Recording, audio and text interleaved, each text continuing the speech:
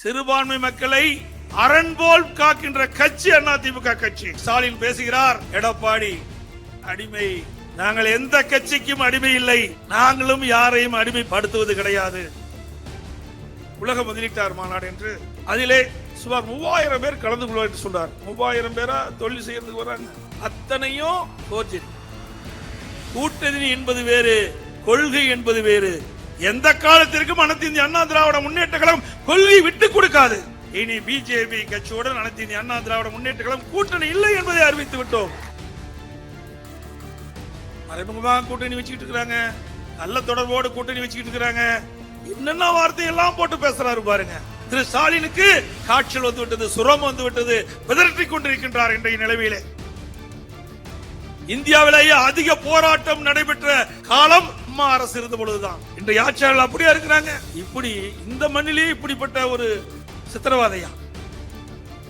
திமுக ஒரு பச்சோந்தி. திமுகவுக்கு வேண்டி வருது அதிகாரம் தான், வேற ஒண்ணுமே இல்லை. ஏன் சுமார் 15 ஆண்டு காலம் மத்தியிலே ஆட்சி அதிகாரத்தில் இருந்தார்களே, இந்த சிறுபான்மை மக்களுக்கு என்ன செய்தார்கள்? இங்கேயோட பேசிக்கிட்ட பொழுது சிஏ பற்றி பேசினார்கள். நான் முதலமைச்சராக இருந்தேன். எவ்வளவு இக்கட்டான காலம் என்று உங்களுக்கு நன்றாக தெரியும். 4 பேர் அதிகம். அந்த 4.5 ஆண்டு காலம் நான் பட்ட துன்பங்கள் கொஞ்சம் நஞ்சம் இல்ல.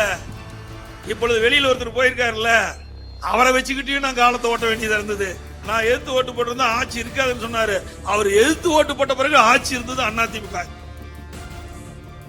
நான் முதலமைச்சராக என்று கனவில் கூட நினைக்கவில்லை. உங்களை போல் நான் அமர்ந்திருந்தேன். கொஞ்சம் கொஞ்சமாக தவழ்ந்து தவழ்ந்து உயர்ந்த பதவிக்கு வந்தேன். அதை கூட கொச்சைப்படுத்தி பேசுகிறார். நீங்க எப்படி ஆனீங்க? உங்க அப்பா முதலமைச்சரா இருந்தாரு, உங்க அப்பா திமுக கட்சி தலைவரா இருந்தாரு, நீ எம்எல்ஏ ஆன, இன்னைக்கு முதலமைச்சர் ஆகிக்கிற.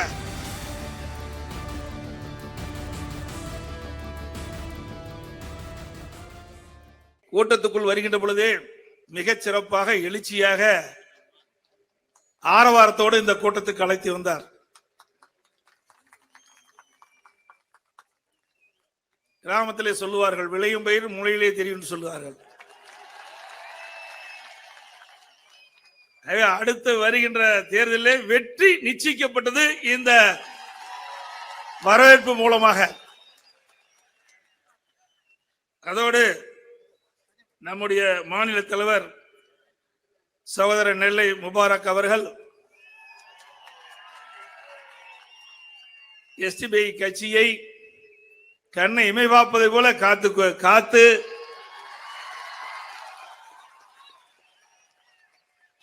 தமிழகம் மட்டுமல்ல இந்தியாவிலே இருக்கின்ற சிறுபான்மை மக்களுக்கு அவர் துணை நிற்கின்ற காட்சியை பார்க்கின்ற பொழுது மனதார அவரை நான் பாராட்ட கடமைப்பட்டிருக்கின்றேன்.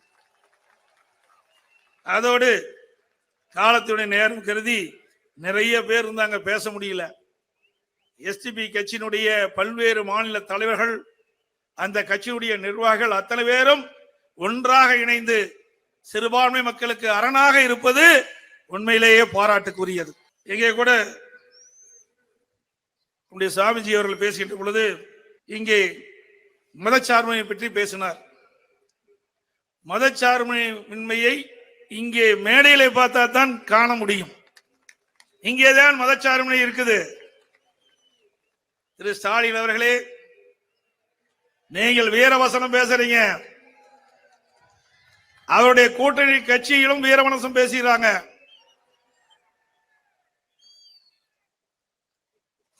அவர்கள் தலைமையில் இருக்கின்ற கூட்டணி கட்சிகள் தான் மதச்சார்பின்மையை கடைபிடிப்பதாக ஒரு போலியான தோற்றத்தை உருவாக்கி கொண்டிருக்கிறார்கள். உண்மையிலேயே மதச்சார்பின்மை உள்ள ஒரு கூட்டம் என்றால் இன்றைக்கு நடக்கின்ற கூட்டம் தான் மதச்சார்பின்மை கூட்டம். இங்கே நெல்லை முபாரக் அவர்கள் அனைவரையும் அழைத்து இங்கே அமர வைத்திருக்கின்றார். எங்கே கிறிஸ்துவ பாதையாரை இங்கே அழைத்து வைத்திருக்கிறார், ஃபாதரை அழைத்து அமர வைத்திருக்கின்றார். அதே போல ஐயா அவர்கள் இங்கே பேசினார், அழகாக பேசினார். அவர் இந்துவாக இருந்தாலும் நாட்டு மக்கள் எப்படி இருக்க வேண்டும் என்பதை அழகாக சுருக்கி விவரமாக பேசினார். இந்து கடவுளை பற்றி பேசினார். அவரும் இங்கே அமர்ந்திருக்கின்றார். ஆகவே இஸ்லாமிய சகோதரர்களும் மேடையில் அமர்ந்திருக்கின்றார்கள். இதுதான் மதச்சார்பின்மைக்கு எடுத்துக்காட்டு கூட்டம். வாயளவில் பேசினால் போதாது, சர்க்கரை என்று சொன்னால் இனிக்காது, வாயில் போட்டதால் இனிக்கும். அது இங்கே இனித்துக் கொண்டு இருக்கின்றது இந்த கூட்டத்திலே. அது மட்டுமல்ல, இங்கே பேசியவர் பல பேர் இங்கே கருத்துக்களை சொன்னார்கள். நான் முதலமைச்சராக என்று கனவில் கூட நினைக்கவில்லை. உங்களை போல் நான் அமர்ந்திருந்தேன். கொஞ்சம் கொஞ்சமாக தவழ்ந்து தவழ்ந்து உயர்ந்த பதவிக்கு வந்தேன். அதை கூட கொச்சைப்படுத்தி பேசுகிறார். இன்றைய முதலமைச்சர் கொச்சைப்படுத்தி பேசினார். உழைப்பென்று தெரியாத ஒரு முதலமைச்சர் தமிழகத்திலே ஆண்டு கொண்டிருக்கின்றார். நான் கிளை செயலாளராக இருந்து படிப்படியாக உயர்ந்து உழைத்து கட்சிக்கு பொதுச் செயலராகினேன், நாட்டிற்கு முதலமைச்சராகினேன். நீங்க எப்படி ஆனீங்க? உங்க அப்பா முதலமைச்சரா இருந்தாரு, உங்க அப்பா திமுக கட்சி தலைவரா இருந்தாரு, நீ எம்எல்ஏ இன்னைக்கு முதலமைச்சர் ஆகிறார். உழைப்பு பற்றி தெரியாத ஒரு முதலமைச்சர், நாட்டு மக்களை பற்றி கவலைப்படாத ஒரு முதலமைச்சர், எப்பொழுதுமே வீட்டு மக்களை பற்றி தான் கவலைப்படக்கூடிய முதலமைச்சர் என்று சொன்னால் அது தமிழ்நாடு முதலமைச்சராக தான் இருக்க முடியும். இங்கே அமர்ந்திருக்கின்றீர்களே, மேடைகளே அமர்ந்திருக்கின்றார்களே, அத்தனை பேர் உழைப்பாளிகள், சொந்த காலிலே நின்று இன்றைக்கு வாழ்ந்து கொண்டிருக்கின்றார்கள். ஆகவே ஸ்டாலின் அவர்களே, நீங்க எந்த அளவுக்கு கொச்சை வார்த்தைகளை பேசினாலும், கொச்சையாக வசபாடினாலும், உழைப்பவர்கள் எதை பற்றியும் கவலைப்பட மாட்டார்கள். அதை போலதான் எஸ்டிபி கட்சியும் உழைக்கின்றவர்கள், மற்றவருக்கு சளைத்தவர்கள் அல்ல.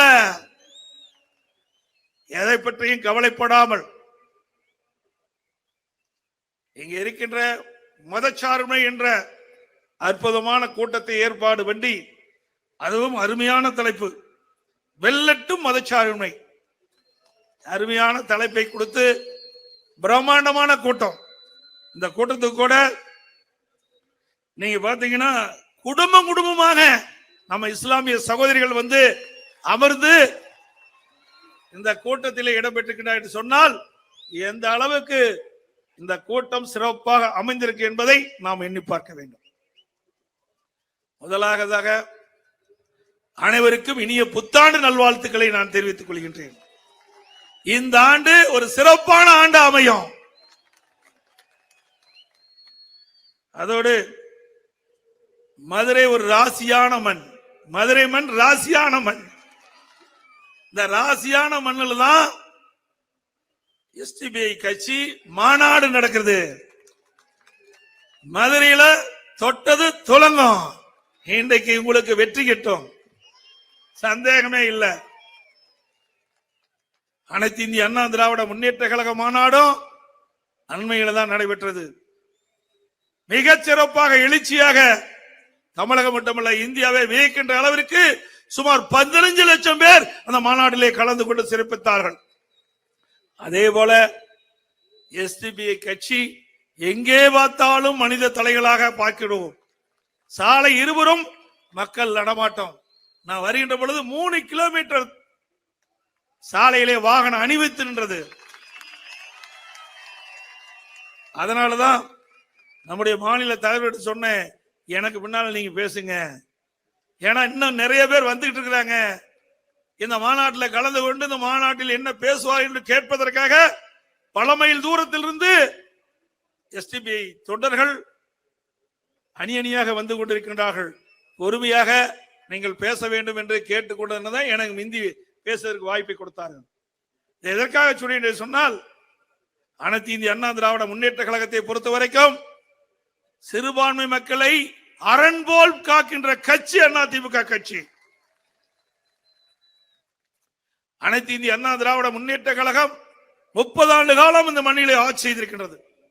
30 ஆண்டு காலத்தில் மத சண்டை கிடையாது, ஜாதி சண்டை கிடையாது, இரும்பு கரம் கொண்டு அடக்கப்படும் அதிமுக அரசாங்கம். அப்படித்தான் பொன்மனச்செம்மல் புரட்சித் தலைவர் எம்ஜிஆர் 10 ஆண்டு காலம் சிறப்பான ஆட்சி தந்தார்கள்.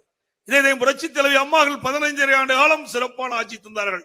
அம்மா மறைவுக்கு பிறகு அம்மாவுடைய அரசு 4 ஆண்டு காலம், சுமார் 30 ஆண்டு காலம் இந்த நாட்டை ஆண்ட கட்சி அதிமுக கட்சி, அதிமுக அரசாங்கம்.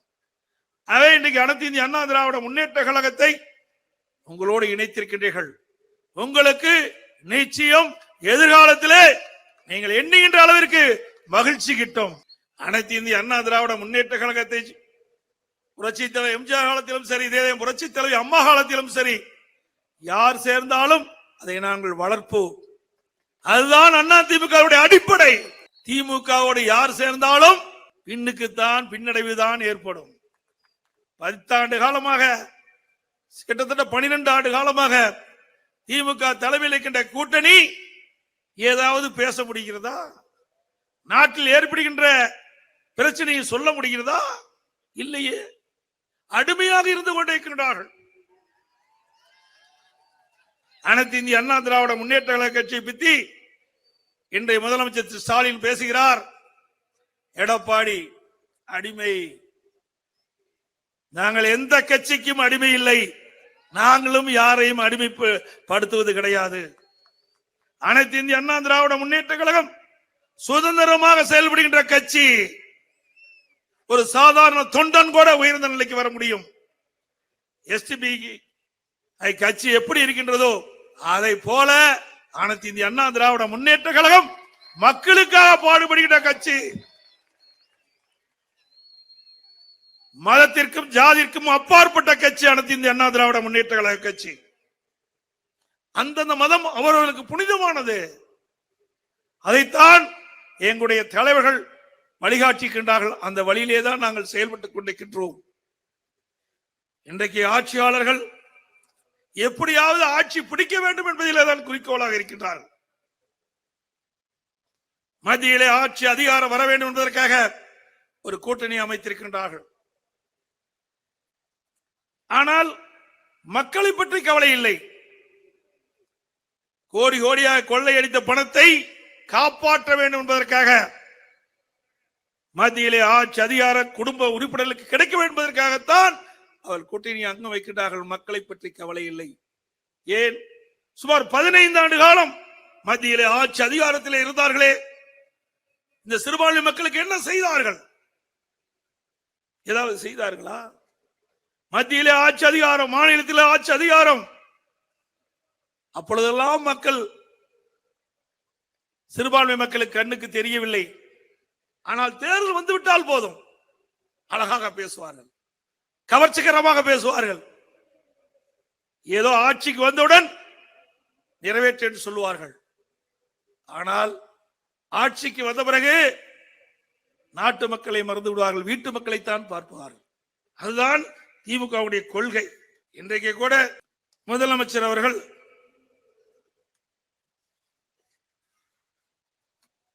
ஒரு மாநாடை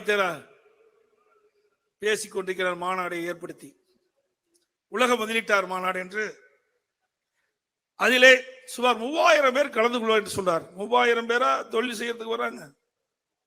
அத்தனையும் போர்ஜரி. 3000 பேர் தமிழகத்துக்கு வந்து தொழில் செய்ய வர்றாங்களா? எத்தனை ஆயிரம் கோடி நீங்க தொழில் முதலீட்டு ஈர்க்க போறீங்க? ஏற்கனவே உலக முதலீட்டாளர் மாநாடு என்ற ஒரு மாநாட்டை நடத்தி புரிந்துணர்வு ஒப்பந்தம் போட்டீங்க. அதுல எவ்வளவு கோடி முதலீடு தமிழகத்துக்கு வந்திருக்குது, அதனால எத்தனை பேர் வேலை வாய்ப்பு கிடைத்தது என்று வெள்ளை அறிக்கை விட முடியுமா? மக்களை ஏமாற்றுவது கைவந்த கலை அவர்களுக்கு.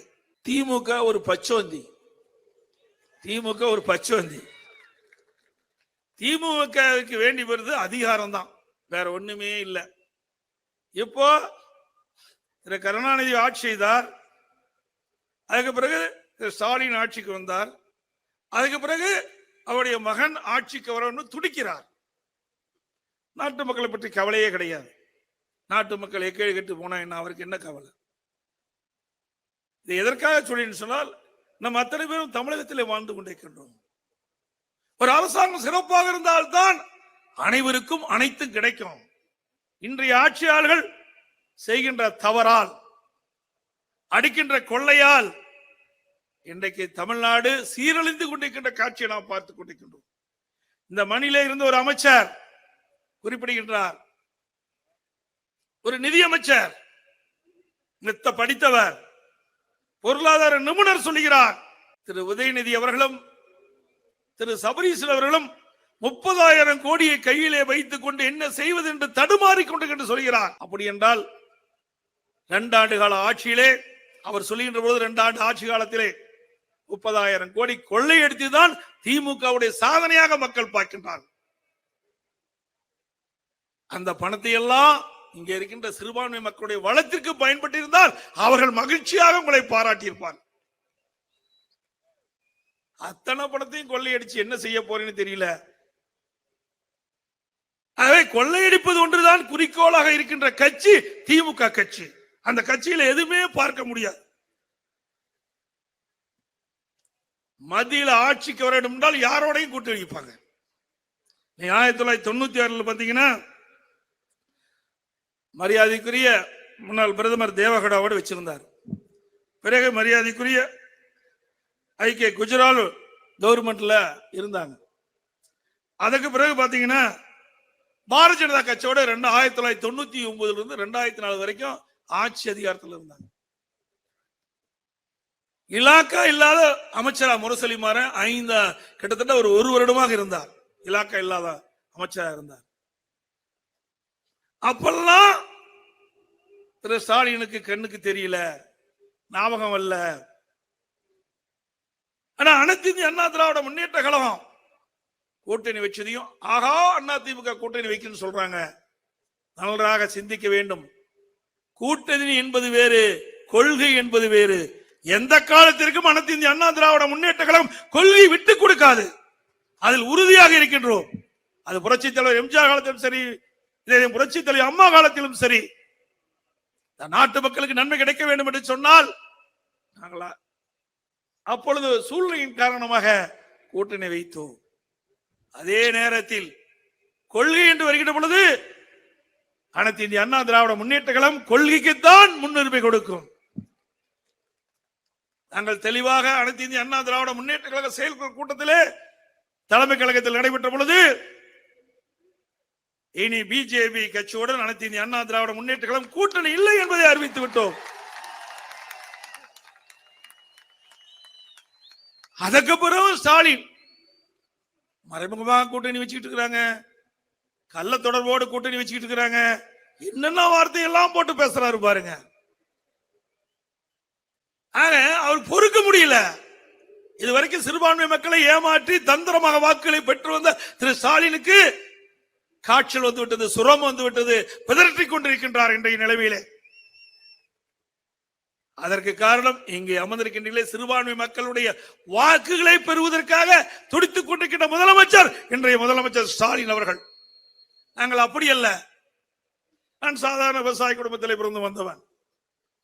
வார்த்தை தான் முக்கியம். சொல்லும் செயலும் ஒன்றாக இருக்க வேண்டும் என்பது எங்களுடைய தாரக மந்திரம். அதுதான் எங்களுக்கு எங்களுடைய தலைவர்கள் வழிகாட்டி விட்டு சென்றிருக்கின்றார்கள். அனைத்து இந்திய அண்ணா திராவிட முன்னேற்ற கழகத்தை பொறுத்த வரைக்கும் சிறுபான்மை மக்களுக்கு எப்பொழுதும் துணை நிற்போம் என்பதை உறுதிபட நான் இந்த நேரத்தில் தெரிவிக்க விரும்புகின்றேன். இங்கே கூட பேசுகின்ற பொழுது சிஏ பற்றி பேசினார்கள். நான் முதலமைச்சராக இருந்தேன். எவ்வளவு இக்கட்டான காலம் என்று உங்களுக்கு நன்றாக தெரியும். 4 பேர் தாங்க அதிகம், 4 பேர் அதிகம். அந்த 4.5 ஆண்டு காலம் நான் பட்ட துன்பங்கள் கொஞ்ச நஞ்சம் இல்ல. இப்பொழுது வெளியில் ஒருத்தர் போயிருக்காருல்ல, அவரை வச்சுக்கிட்டே நான் காலத்தை ஓட்ட வேண்டியதா இருந்தது.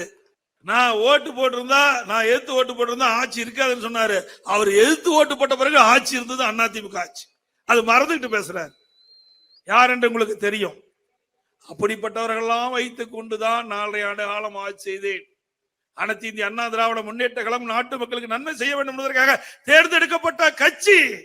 இதையும் புரட்சித் தலைவர் அம்மாக்கள் கிட்டத்தட்ட 2 மாத காலமாக தமிழ்நாடு முழுவதும் சூறாவளி சுற்றுப்பயணம் சென்று ரத்தத்தை விரிவாக சிந்தி அனைத்து இந்திய அண்ணா திராவிட முன்னேற்ற கழக அரசை உருவாக்கி தந்தார்கள்.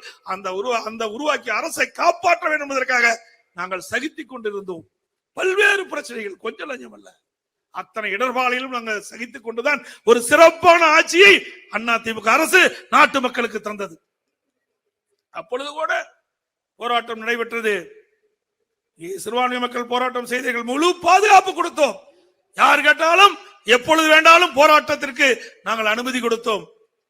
இந்தியாவிலேயே அதிக போராட்டம் நடைபெற்ற காலம் அம்மா அரசு இருந்த பொழுதுதான். பல்லாயிரக்கணக்கான போராட்டம். அவரவர் இந்த மண்ணிலே பிறந்த ஒவ்வொருவருக்கும் உரிமை உண்டு போராடுவதற்கு. அவள் உரிமைக்காக அவள் போராடுகின்றார்கள். அதை நாங்கள் எப்பொழுதும் தடுப்பது கிடையாது. யாராக இருந்தாலும் அவர் உரிமைக்காக போராடுகின்ற பொழுது தடுக்காமல் அவருக்கு அனுமதி கொடுத்த அரசாங்கம் அம்மாவுடைய அரசாங்கம். இன்றைய ஆட்சியாளர்கள் அப்படியே இருக்கிறாங்க. இந்த பஸ்ல வந்துட்டு இருக்கிறாங்க, பல பேர் வந்துட்டு இருக்காங்க, திருப்பி விடுறாங்க. நான் வரும்போது கூட அருமைச்சவர் வேலுமணியோடு நாங்க வந்துட்டு இருந்தோம், 2 பேரும் சேலத்துல இருந்து அங்கங்க பஸ் நிறுத்தி உள்ள ஏறி செக் பண்ணிட்டு இருக்காங்க. ஐயா, இப்படி இந்த மண்ணிலே இப்படிப்பட்ட ஒரு சித்திரவாதையா? எண்ணி பாருங்க, எவ்வளவு கொடுமையான செயல். அவர்களுடைய கட்சி மாநாட்டுக்கு செல்லுகின்றார்கள், அதிலே உங்களுக்கு என்ன கஷ்டம் இருக்கின்றது?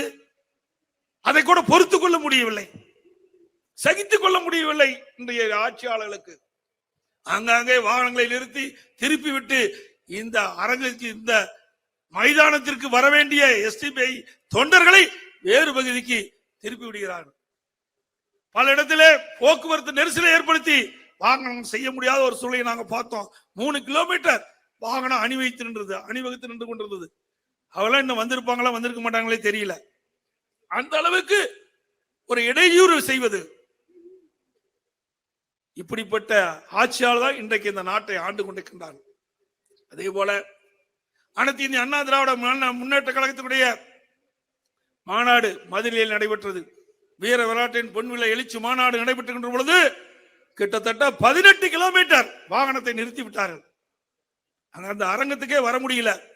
நைட் 2 மணி 3 மணிக்கு வந்து அந்த மைதானத்தை பார்த்துட்டு சென்றாங்க. ஆக திரு ஸ்டாலின் அவர்களை பொறுத்த வரைக்கும் கிராமத்துல சொல்லுவாங்க, சீப்பு ஒழிச்சுட்டா கல்யாணம் நின்று போயிடணும். நிச்சயமாக எங்கே இருக்கிற எஸ்டிபிஐ தொண்டர்களை வேறு பகுதிக்கு அனுப்பினாலும் அவருடைய உள்ளம் எப்பொழுதும் உறுதியாக இருக்கின்றது. ஒன்றும் செய்ய முடியாது ஸ்டாலின் அவர்களே. அதோடு நேரம் வேற குறைய போச்சு, நிறைய பேசலன்னு தான் வந்தேன். ஆனால் வருகின்ற பொழுது பல்வேறு வரவேற்பு இருந்த காரணத்தினாலே உரிய நேரத்துக்கு வர முடியாத சூழ்நிலை ஏற்பட்டு விட்டது. இருந்தாலும் கிடைக்கின்ற நேரத்தை சரியான முறையில் நான் பயன்படுத்தி உங்களுக்கு சில தகவலை இந்த நேரத்தில் தெரிவிக்க விரும்புகிறேன். அனைத்து இந்திய அண்ணா திராவிட முன்னேற்ற கழக அரசு சிறுபான்மை மக்களுக்கு நிறைய திட்டங்களை நிறைவேற்றி தந்திருக்கிறோம். இன்னைக்கு பாத்தீங்கன்னா புனித ரமலான் மாதத்துல நான் இதயம் புரட்சி தலைவி அம்மா இருக்கின்ற பொழுது இஸ்லாமிய பெருமக்கள் அவர்கள் வைத்த கோரிக்கையை ஏற்று இன்றைக்கு அந்த ரமலான் மாத காலத்துல நோன்பு கஞ்சி தயாரிக்க விலையில்லா அரிசி வழங்குகின்ற அரசாங்கம் அதிமுக அரசாங்கம். ஆண்டுக்கு 5300 டன் மெட்ரிக் டன் கொடுத்தோம். அதை இன்னைக்கு கொடுத்துட்டு தான் இருக்கிறாங்க. அதே போல 2001ஆம் ஆண்டு நான்கு புரட்சி தலைவர் அம்மாவால் துவங்கப்பட்ட என தலைமையிலான கழக ஆட்சி திட்டம் தமிழகம் முழுவதும் நாங்கள் தொடர்ந்து நடத்தினோம். நாகூர் தர்கா சந்தனக்கூடு திருவிழாவிற்கு தேவைப்படும் சந்தன கட்டைகளை விலையில்லாமல் கொடுக்கின்ற அரசு அதிமுக அரசு தான். 2018 வரை ஹஜ் புனித பயணம் மேற்கொள்ள மத்திய அரசு நிதி வழங்கிட்டு வந்தது. 2019ஆம் ஆண்டு திடீரென்று அந்த ஹஜ் புனித பயணம் மேற்கொள்கின்ற அந்த நிதி நிறுத்தப்பட்டு விட்டது.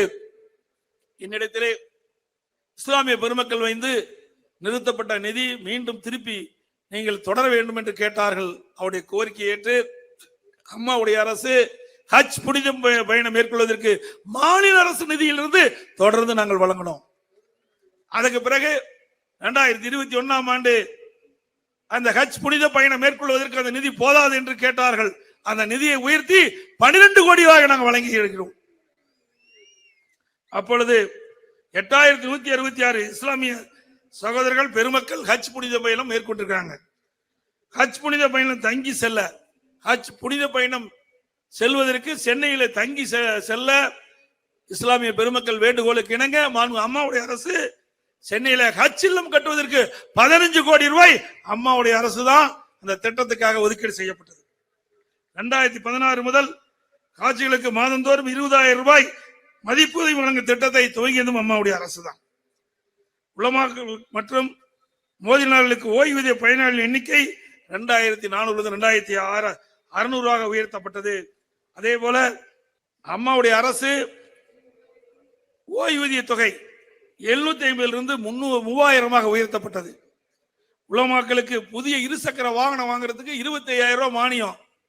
இருசக்கர வாகனம் வாங்கின்ற பொழுது அந்த மானியத்தையும் அந்த விலைக்கு ஏற்றவாறு 50% இந்த 27,000 ரூபாய் இருந்தால் வழங்கப்படும். அதுக்கு மேலதான் கூடுதலாக நிதி வழங்கப்பட்டது. வக்ஃப் வாரியத்திற்கு ஆண்டு நிர்வாக மானியமானது அரசு 2 கோடி ரூபாயாக உயர்த்தியது. பள்ளி வாசல்கள், தர்காக்கள், பழுதுபார்த்தல் மற்றும் புனரமைப்பு பணிகளை மேற்கொள்ள தொகுப்பு நிதி 3 கோடி ரூபாய் உருவாக்கப்பட்டது. இஸ்லாமிய வகுப்பினருக்கு நேரடி நியமன முறையில் நிரப்பப்படாத பணியிடங்களுக்கு முன்கொடரும் முறையை நீடிக்க அரசாணை வெளியிடப்பட்டது. 2018ஆம் ஆண்டு நாகப்பட்டினம் மாவட்டம் கஜா புயல், அங்கே கனமழை பொழிந்தது. அங்கே நாகூர் தர்கா குளக்கரை சுற்றுச்சுவர் இடிந்து சரிந்து விட்டது. நான் நாகூர் தர்காவுக்கு சென்று அங்கே தொழுகை நடத்திவிட்டு அந்த குளக்கரையை அங்கே இருக்கின்ற இஸ்லாமிய பெரியவர்கள் சுற்றி காட்டினார்கள். இதை அரசு தான் செலவு செய்து கட்டி கொடுக்க வேண்டும் என்று கோரிக்கை வைத்தார்கள். உடனடியாக 4,25,00,000 ரூபாய் நிதி ஒதுக்கீடு செய்து அந்த நாகூர் தர்கா குளக்கரையை சீர் செய்த அரசாங்கம் அம்மாவுடைய அரசாங்கம். சீராபுராணம் இயற்றிய உமரப்புலவருக்கு எட்டயபுரத்தில் பணிமண்டபம் மற்றும் ஒவ்வொரு ஆண்டும் அவர் பிறந்த நாளான அக்டோபர் 23ஆம் அரசு விழாவாக கொண்டாடுவதால் பல்கலைக்கழகத்தில் அவர் பெயரால் தனி அறிக்கை அமைத்து அம்மாவுடைய அரசு. சிறுபான்மை பொருளாதார மேம்பாட்டு கழகம் அமைத்தது அதிமுக அரசாங்கம். தமிழ்நாடு பணியாளர் தேர்வாணையத்தின் தலைவராக முதலில் இஸ்லாமிய சமுதாயத்தைச் சேர்ந்த பெண்மணி திருமதி அஷ்வின் அகமது IAS நியமித்ததும் அதிமுக அரசாங்கம். 2002ஆம் ஆண்டு இந்திய நாட்டுடைய ஜனாதிபதி டாக்டர் மறைந்த ஜனாதிபதி அவர்கள் டாக்டர் APJ அப்துல் கலாம் அவர்களுக்கு அதிமுக சட்டமன்ற உறுப்பினர் நாடாளுமன்ற தான் வாக்களித்து அவரை இந்த நாட்டுடைய ஜனாதிபதி ஆக்குவதற்கும் உறுதுணையாக இருந்தது. சிறுபான்மை இனத்தைச் சேர்ந்த ஒருவர் நாட்டுடைய ஜனாதிபதி ஆவதற்கு அடித்தளம் வழங்கியதும் அதிமுக அரசாங்கம், அதிமுக கட்சி. அதே போல அம்மாவுடைய அரசு பாரத ரத்னா டாக்டர் APJ அப்துல் கலாம் கலை மற்றும் அறிவியல் கல்லூரியை 2010 ராமநாதபுரத்திலே துவங்கப்பட்டது கல்லூரி.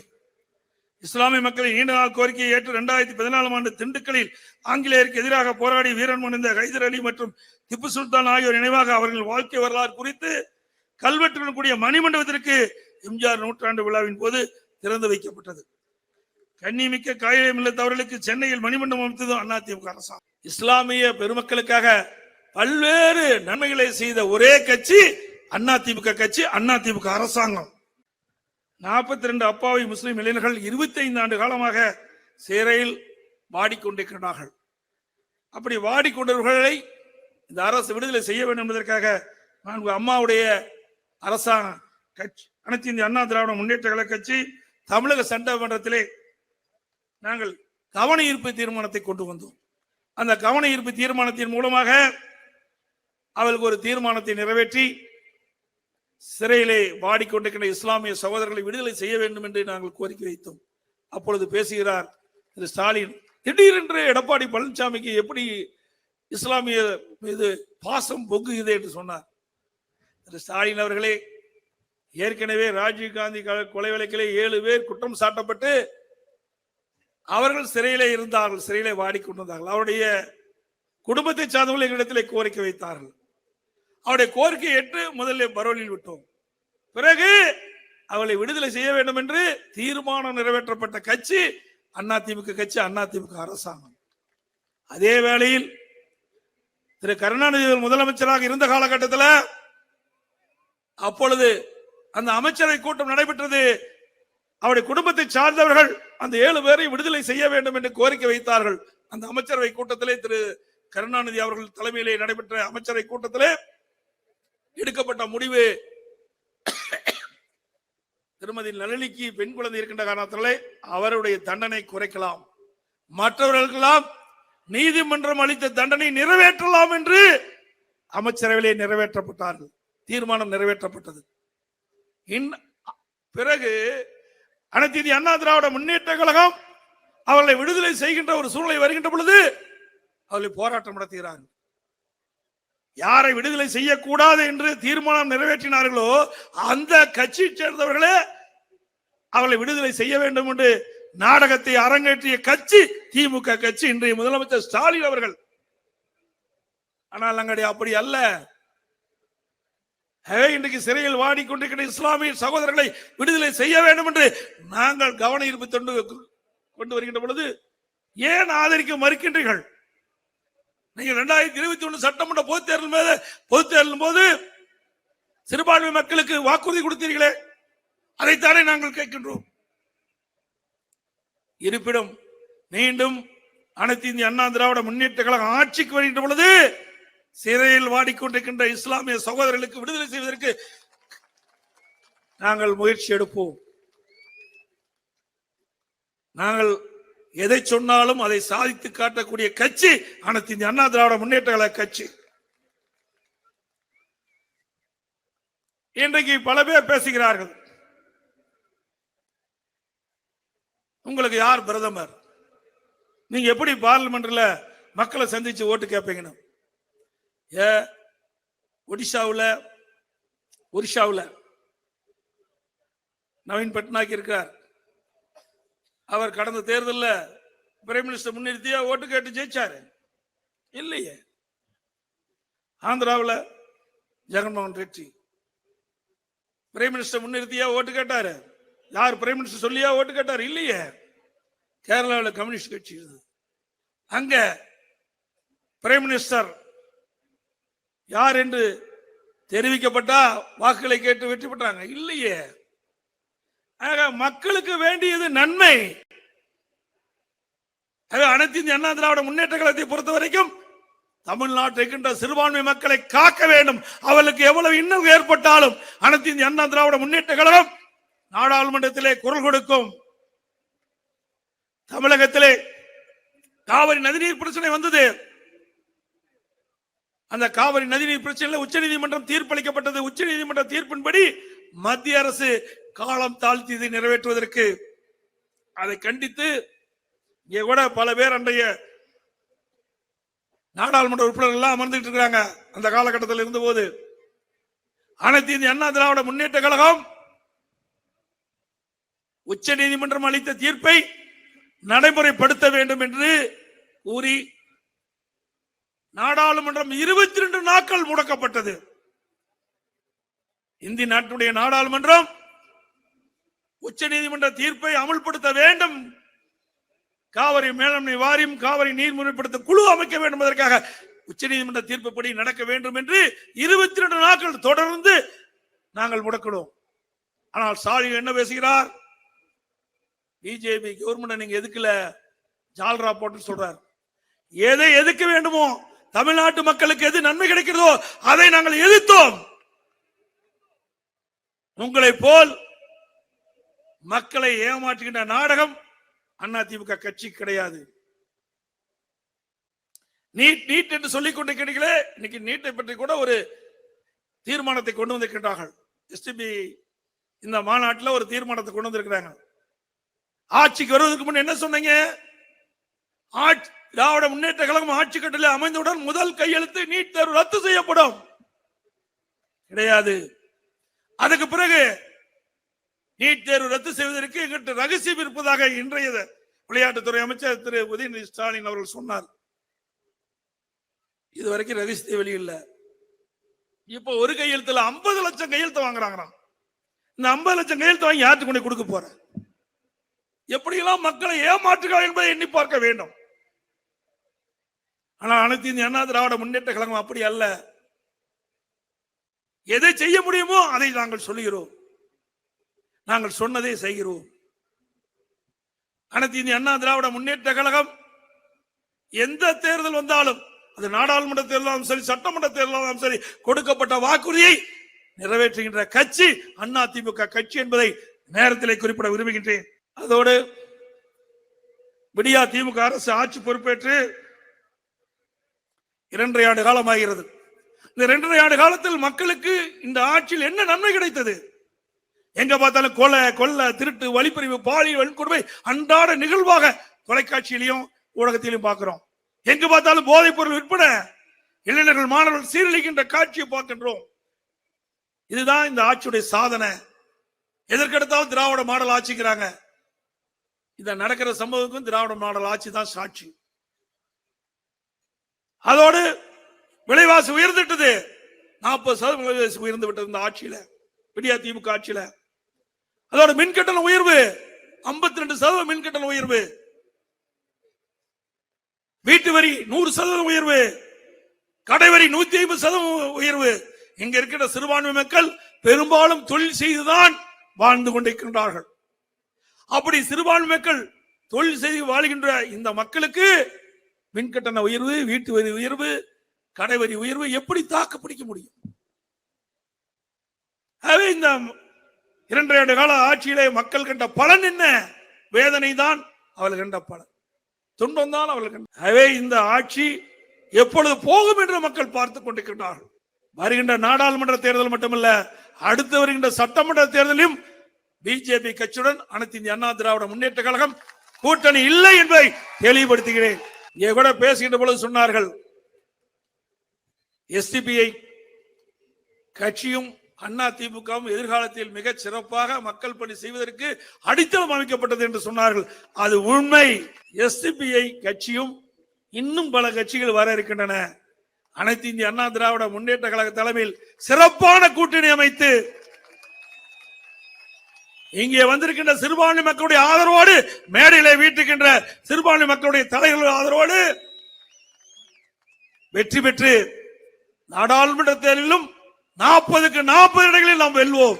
அனைத்து இந்திய அண்ணா திராவிட முன்னேற்ற கழகம் நம்முடைய வேட்பாளர் வெற்றி பெற்று, நம்முடைய கூட்டணி வேட்பாளர் வெற்றி பெற்று நாடாளுமன்றத்திலே மக்களுடைய பிரச்சனை எழுப்புவார்கள். தமிழ்நாட்டு மக்கள் அவர்கள் வளம் பெற வேண்டும் என்றால் அதுக்கு தேவையான நிதியை பெறுவதற்கு நாங்கள் போராடுவோம். நாடாளுமன்றத்திலே தமிழகத்திற்கு புதிய புதிய திட்டங்கள் கொண்டு வருவதற்கு நம் கூட்டணி கட்சிகள் ஒன்றிணைந்து நாடாளுமன்றத்திலே குரல் கொடுப்போம். தமிழ்நாடுதான் நம்மளுக்கு தாய் நாடாக விலகிக் கொண்டிருக்கின்றது. அனைத்து இந்திய அண்ணா திராவிட முன்னேற்ற கழகத்தை பொறுத்த வரைக்கும் தமிழ்நாடு வளம் பெற வேண்டும், தமிழ்நாடு வளர்ச்சி பெற வேண்டும், தமிழ்நாடு இந்தியாவிலே முதன்மை மாநிலமாக உருவாக வேண்டும். அது பொன்மனச்செம்மல் புரட்சித் தலைவர் எம்ஜிஆர், புரட்சித் தலைவர் அம்மா இருவரும் தலைவர்கள் தங்கள் வாழ்நாளிலே சாதித்து காட்டினார்கள். அதை தொடர்ந்து அம்மாவுடைய அரசும் சாதித்து காட்டியது. இடையிலே வந்த அரசாங்கம் இன்றைக்கு சீரழித்து விட்டது. அதை சீர் செய்ய வருகின்ற தேர்தலிலே அனைத்து இந்திய அண்ணா திராவிட முன்னேற்ற கழகத்தை சிறுபான்மை மக்கள் ஆதரிக்க வேண்டும். இங்கே இருக்கின்ற தலைவர்கள் துணையோடு நாமும் இணைந்து பணியாற்றி சிறுபான்மை மக்கள் பாதுகாக்கப்பட வேண்டும். நாடாளுமன்ற தமிழகத்திலும் சரி, இந்தியாவிலும் சரி, சிறுபான்மை மக்கள் பாதிக்கின்ற பொழுது நாம் ஒன்றாக சேர்ந்து நாடாளுமன்றத்திலே குரல் கொடுப்போம், வெற்றி பெறுவோம். இந்த மண்ணிலே பிறந்த எந்த ஒரு சிறுபான்மை மக்களும் பாதிக்க கூடாது. அதற்கு கண்ணை இமை காப்பதை போல அனைத்து இந்திய அண்ணா திராவிட முன்னேற்ற கழகம் உங்களை பாதுகாக்கும் என்று சொல்லி, காலத்துடைய நேரம் கருதி, ஏன்னா 8:15 நான் விமானத்தில் செல்ல வேண்டியிருக்கு சென்னைக்கு. நாளைக்கு முக்கியமான ஒரு பிரச்சனை இருக்கின்றதுனால எனக்கு பின்னாலே உங்களுடைய மாநில தலைவர் அழகாக அற்புதமாக பேச இருக்கின்றார். இங்கே இவ்வளவு சிறப்பாக எழுச்சியாக தமிழகமே வியக்கக்கூடிய அளவிற்கு எஸ்டிபிஐ கட்சியினுடைய மாநில மாநாடு ஒரு சிறப்பான மாடு என்று மக்கள் பேசுகின்ற அளவுக்கு, மதச்சார்பின்மை என்று சொன்னால் இந்த மாநாடு தான் ஒரு எடுத்துக்காட்டு என்று சொல்கின்ற அளவிற்கு மிக எழுச்சியாக சிறப்பாக மாநாடை நடத்திய இந்த கட்சியுடைய மாநில தலைவர் அறிவிச்சர் நெல்லை முபாரக் அவர்களுக்கும், மேடையிலே வீட்டுகின்ற அவரோடு இணைந்து பணியாற்றிக் கொண்டிருக்கின்ற எஸ்டிபிஐ கட்சியினுடைய நிர்வாகிகளுக்கும் தொண்டர்களுக்கும் வருகின்ற அனைவருக்கும் என்னுடைய மனமார்ந்த நன்றியை தெரிவித்து விடைபெறுகின்றேன். நன்றி, வணக்கம்.